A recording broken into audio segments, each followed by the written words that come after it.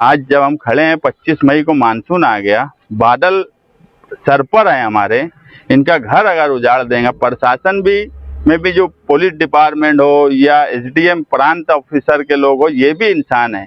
इन्हें भी इंसानियत के लाइन से भी सोचना चाहिए कि ये कोर्ट के ऑर्डर को किस लाइन पे ले रहे हैं। देखो, हमको सब कुछ मालूम है, हमसे अधिकारी अनऑफिशियल भी बात करते हैं, वो भी ये बात मान रहे हैं कि कोर्ट का ऑर्डर बराबर है, मगर अभी प्रेशर इतना है, क्या किया जाए।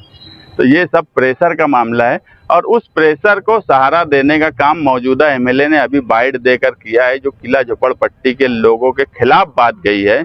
और मैं दावा जो किया हूँ मैं उस पर कायम हूँ। रात तक उन्होंने, एमएलए है ना, एक लेटर देना और तहसील पुलिस डिपार्टमेंट सबकी मीटिंग लगवा लेना और मुझे बुलवा लेना, वकील को किसी को बुलवा ले और कोर्ट के ऑर्डर पर बात कर ले। एक बात और कही है कि जिस तरीके से कलेक्टर और विभाग काम कर रहा है, तो जो पिटीशन कोर्ट में फाइल हुई है वो टिकेंगे नहीं, मतलब ये भी उन्होंने कहा। देखो, ये कौन, एक बात मुझे बताओ, ये इनकी उम्मीद है उस पिटीशन पे, इनकी उम्मीद है उस पिटीशन पे।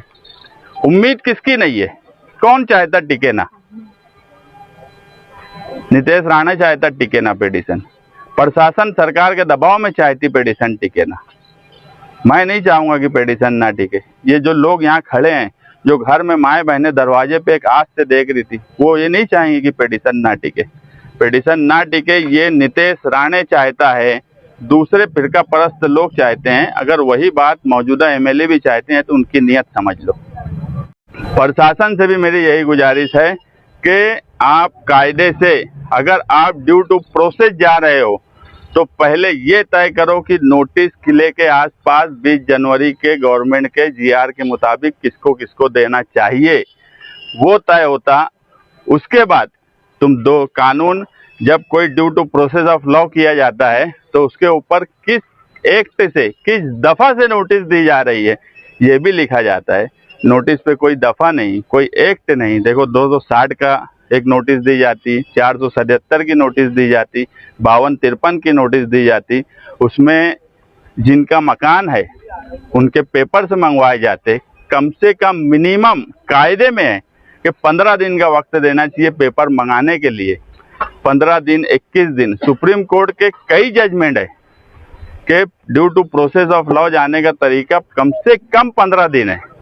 21 दिन भी दिया जाता है, 30 दिन भी दिया जाता है। हम ये मानते हैं कि चलो कम से कम 15 दिन देते, हम हमारे पेपर सबमिट करते, हमको हमारी जो बात बोलना है वो बात रखते। उसके बाद हमको हेयरिंग पे बुलाया जाता, हम उस पर हमारी बात रखते। उसके बाद तहसीलदार, प्रांत कमिश्नर, जो भी वो due to process of law से कार्रवाई करने की तरफ जाता, वो उसका जजमेंट देता। वो जजमेंट सही और गलत जो भी होता, उसको हम चैलेंज करते नहीं करते, हमारे फेवर में आता। ये है due to process of law.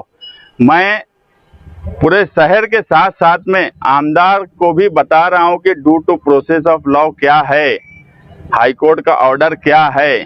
और मैं फिर वापस चैलेंज कर रहा हूं कि अगर मुफ्ती मोहम्मद इस्माइल, अगर किले की मोहब्बत है और वो जो जुमला बोल के गए हैं कि हाई कोर्ट ने ऐसा कोई ऑर्डर नहीं किया, ये जुमला प्रशासन और सरकार को खुश करने के लिए बोल रहे हैं। उनकी अव्वल दिन से, ईद के बाद भी वो आकर ये बोल कर गए थे कि कुछ होने वाला नहीं है।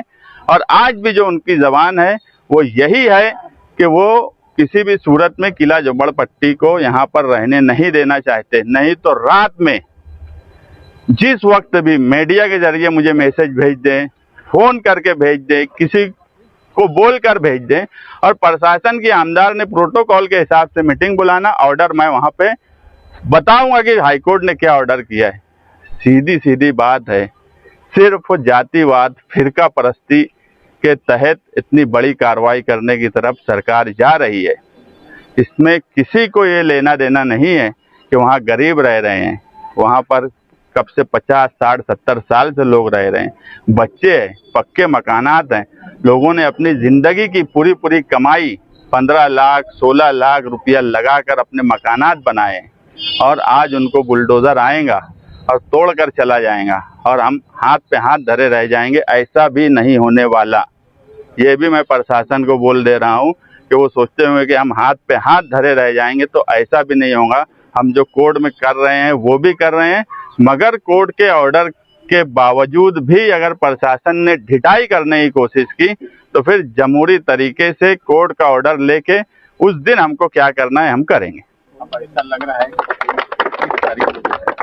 31 तारीख को वो जबरदस्ती करेंगे या फिर बुलडोजर यहाँ पे लेके आ जाएंगे, ये करेंगे। तो जमहूरी तरीके से आप कोर्ट की लड़ाई तो लड़ रहे हैं, वो तो आपको वहाँ पे इंसाफ मिलेगा, लेकिन अगर वो 31 को यहाँ पे आ गए तो आप क्या करेंगे या फिर यहाँ के लोग? देखिए 8 मई को हमारा ऑर्डर हुआ, ऑर्डर के हिसाब से प्रशासन अभी भी नहीं चल रहा।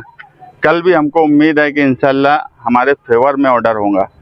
ऑर्डर की बात देखो, मतलब कुछ भी आदमी निकाल ले, जब सरकार जो है ना, सरकार जब बैठी रहती तो वो अपने हिसाब से कुछ भी, कभी कभी आप कई फैसले ऐसे देखे होंगे कि हाईकोर्ट ने फैसला करे। अभी नागपुर की मिसाल ले लो, हाईकोर्ट के फैसले होने के बाद उनके घर बुलडोजर चल गए।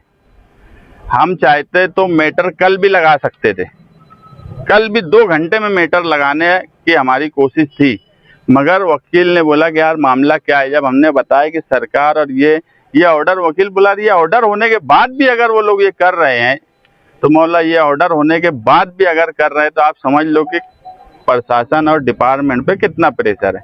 तो उन्होंने कहा कि अगर अपने ऑर्डर ले भी लिए तो ये बोल देंगे तुम्हारा ऑर्डर होगा, ऑर्डर सेम डे मिलेगा नहीं, ये बुलडोजर लेकर चले जाएंगे और तोड़ देंगे, ये बोलेंगे हमको मालूम ही नहीं है। इसलिए आज हमने नासिक कलेक्टर, एडिशनल एसपी, महानगर पालिका, जो पार्टियां थी उनको पहले नोटिस दिए कि कल वो आए।